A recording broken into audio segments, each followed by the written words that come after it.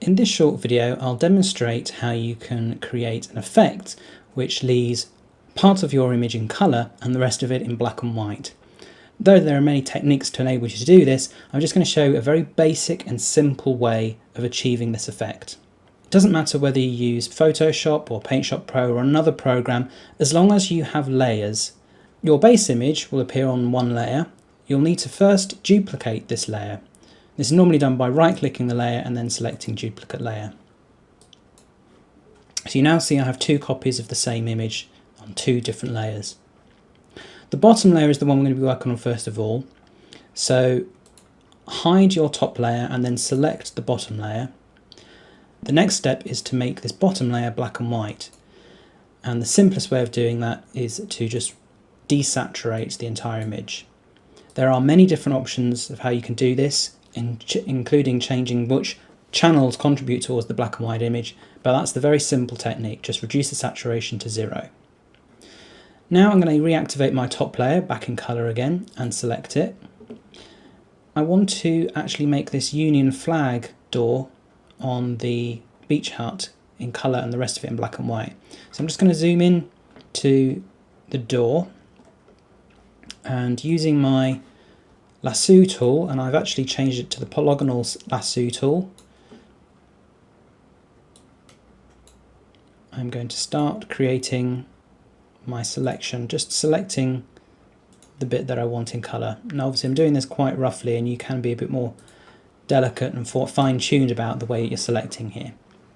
So at the moment what that's done is selected the flag from this beach hut.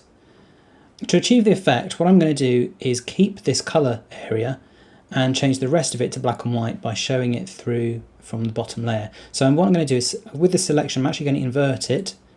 That's normally in a selection menu, and then hit delete on the keyboard to strip out all of that extra information from that top layer.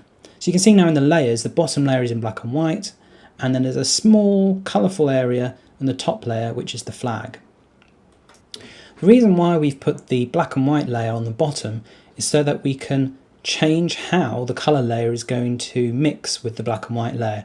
So we can change its opacity to change how much colour we're going to let through. We can use different blending modes to give different effects. So there's a little bit of flexibility here just because we're using two layers. The final step is probably darkening the bottom layer.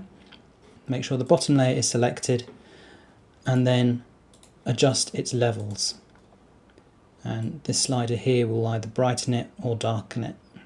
So I'm just going to darken the bottom layer. My colour is now a bit too dark, so I'm going to try and use a different blending mechanism, and if I zoom out now, then that's the effect that I want to achieve. Save it as a JPEG, but if you do want to keep the layer information, you have to save it in the native format of the program you're using. That's either a PSP image for PaintShop Pro or a PSD format for Photoshop. There are other tools available which can achieve something similar to this, which allows particular colours through and then desaturates all other colours. But this is probably the quickest and most flexible one to get right if you've got a predefined area that could be outlined with a polygon.